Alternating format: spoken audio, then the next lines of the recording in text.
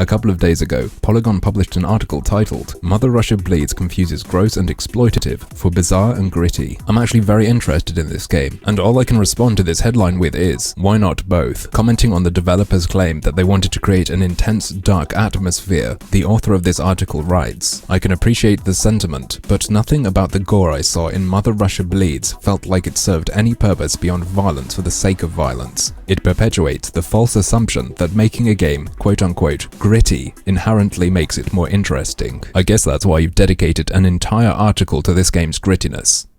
Dipshit. We brawled our way through a sex club and seemingly never-ending stream of identical goons. In the background, club patrons drank and observed. Sex workers gyrated in cages, on poles, or on the floor.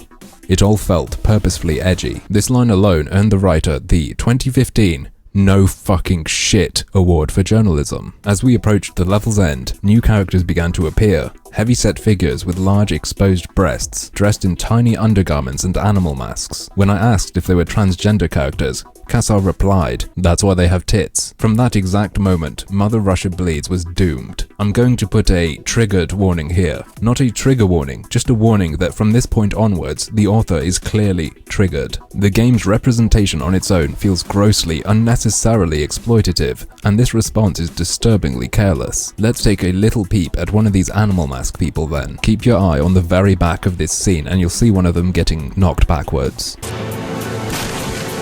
These things do not represent transgender people. This ultra-violent, over-the-top beat-em-up is not allegorical. The image of a freak in an animal mask who happens to be transgendered represents a freak in an animal mask who happens to be transgendered. She continues, "I asked if there was any concern in including violence against transgender characters, since the transgender community experiences a lot of violence in real life. So this is a game based in an alternative version of Russia where people are strung out on drugs. The only parallel with suffering in reality that strikes her is transgender people getting hurt. If you'd like to know why I find that funny and you have a strong stomach, do an image search for Russia plus desomorphine." The developer replied to her question by saying, "Not at all, because it's not like our opinion. It's free of opinion. This is just imagination. I know it's kind of disturbed, but it's about the game. Strange feelings, strange ambience." So even one of the game's creators is saying what seems apparent to me. And going on the idea of creating strange feelings, you could compare it to something else entirely. The grotesque is an artistic and literary term. I'm not going to go into some big dry rundown, but odds are you know of the story The Metamorphosis by Kafka. In this story, a man turns into a cockroach. It's very creepy, and obviously turning into an insect is a terrible fate,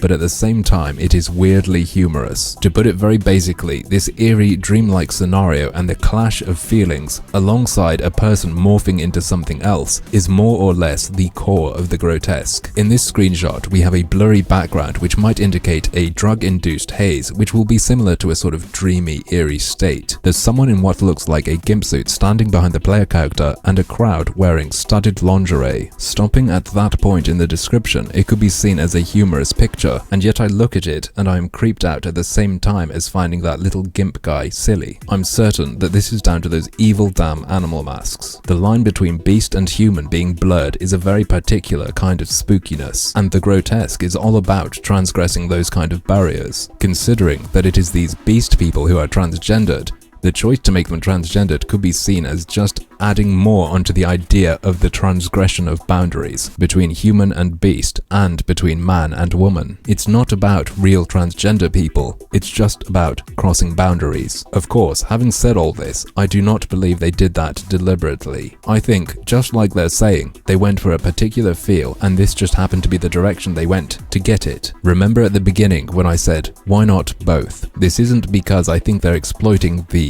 transgendered community. I think what they are exploiting is a very basic human reaction. I also think that they are exploiting something else, though I want to be very clear. I'm not saying that's bad, I'm merely saying they are strongly taking advantage of something. Most people have some kind of line where even in creativity it makes them think, wow, that was a bit far. That's not to say it will make them call for censorship, although some will, but People generally do have that response to certain things. Here's an example to illustrate what I mean. I believe even the developers of Hatred said they did not include children because they thought that was too far because kids are innocent. What Mother Russia Bleeds seems to have done is just thrown out a ton of bait. They have included everything that could possibly cross that line for people. The drug abuse and people getting their heads knocked off didn't get this writer, but trans people getting hurt did. Or at the very least, they are pretending to care. As that kind of advocacy is hot right now and will get you hits. She even went as far as getting statements from GLAAD, which is a kind of media watchdog for anti-LGBT defamation. The person she was talking to, beyond their fundamentally anti-free expression stance with regard to creative work, just clearly didn't know anything about this kind of game or even this particular game. So I suggest reading the article, but I'm just going to look at this one little bit. Nick Adams, Director of Programs for Transgender Media at GLAAD, pointed to the high rates of violence against transgender women in the US alone. Well, I would like to point to the high rate of US stuff being applied to European devs on Polygon alone. When you have an incredibly marginalized community that is already subjected to staggering amounts of violence, along with high rates of poverty and discrimination to feed into the bigotry and bias that community already faces by making them easy targets for violence within the context of a game is unacceptable, Adams said, speaking on the topic of transgender inclusion in games. There's a big difference between making an infinite number of white, non-transgender men characters that you can beat up